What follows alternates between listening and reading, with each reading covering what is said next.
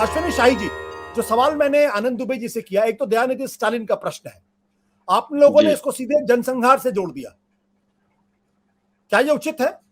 उन्होंने एग्जैक्टली कहा कि भाई जो सनातनी धर्म है उसका उन्मूलन करने की जरूरत, आप लोगों ने कहा सनातनी मानने वाले लोगों का उन्मूलन, यानी जेनोसाइड की बात, जो हमारे ख्याल से आउट ऑफ द कॉन्टेक्स्ट है और तोड़ा मरोड़ा गया।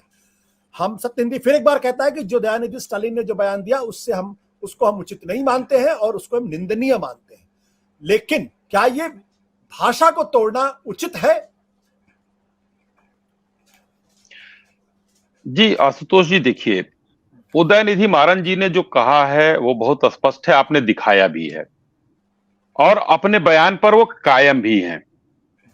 आप इंडोर्स नहीं कर रहे हैं, बहुत अच्छी बात है। और 2 दिन पहले अभी आनंद भाई ने बताया कि 2 दिन पहले ये होस्ट थे, बाकी दल गेस्ट होकर वहां गए। सिर्फ एक दल अभी आनंद जी ने उसका विरोध किया और करना भी चाहिए। एक सनातनी होने के नाते ठाकरे साहब की विरासत को आगे बढ़ाने वाली पार्टी है तो सनातन का विरोध करना भी चाहिए। हिंदुस्तान में एक ऐसी परंपरा चल गई है कि किसी को कुछ भी कह देना, किसी से कोई भी वो कर देना, ये अभिव्यक्ति की आजादी, और सब लोग संविधान की आड़ में छुपकर ये बात करते हैं।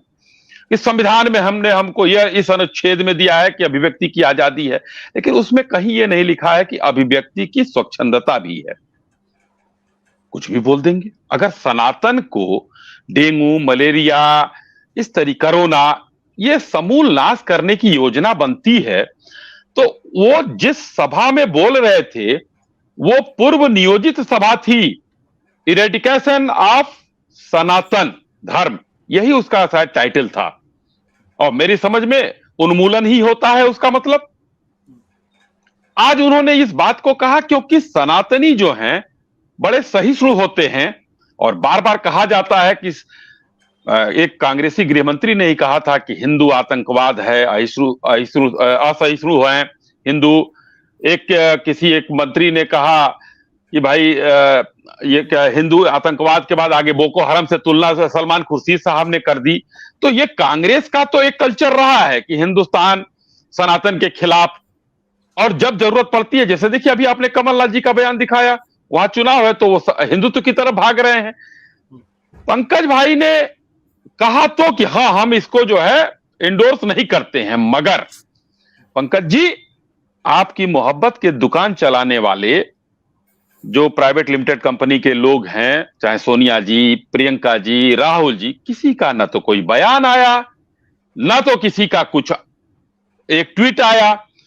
जयराम रमेश जी का जरूर बयान आया। ये बयान वही था कि जो 370 हटाने की हिम्मत नहीं है, हिम्मत नहीं कर सकते ये, हटा 370। उस तरीके से एक वो बयान आया उसका, वो एक चुनाव वाले पर उनका।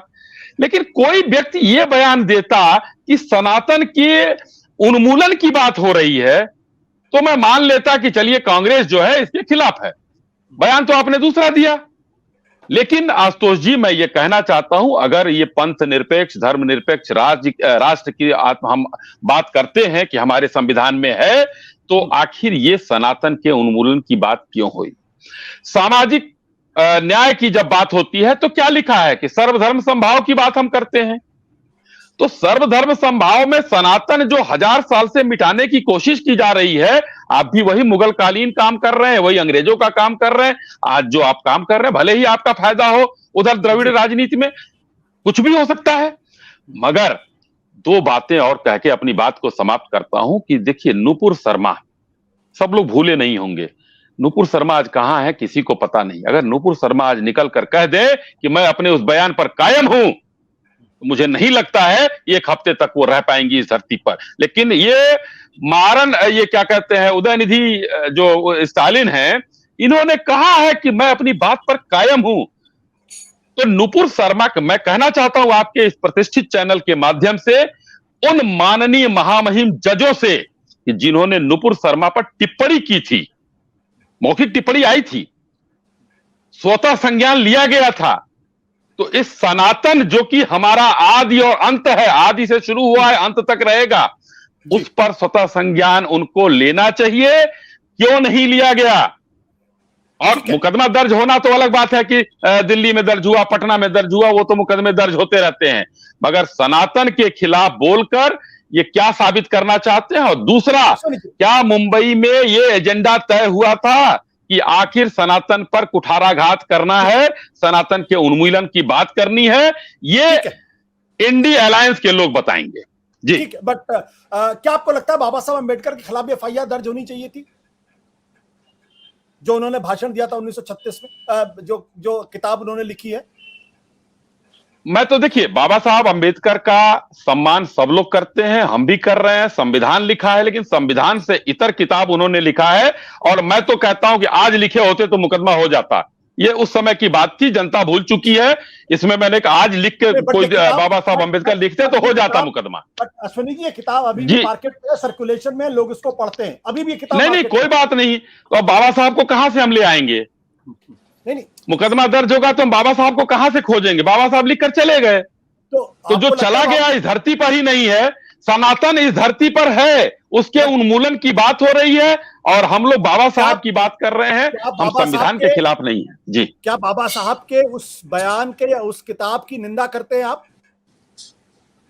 देखिए, मैं भी किताब आनंद जी की तरह मैंने वो किताब पढ़ी नहीं है। मैं अगर पढ़ लूंगा तो शायद, अगर निंदा योग्य होगा तो करूंगा, नहीं होगा तो मैं नहीं करूंगा। मैं भी पढ़ लूंगा, आपने दिखाया, मैं पढ़ लूंगा।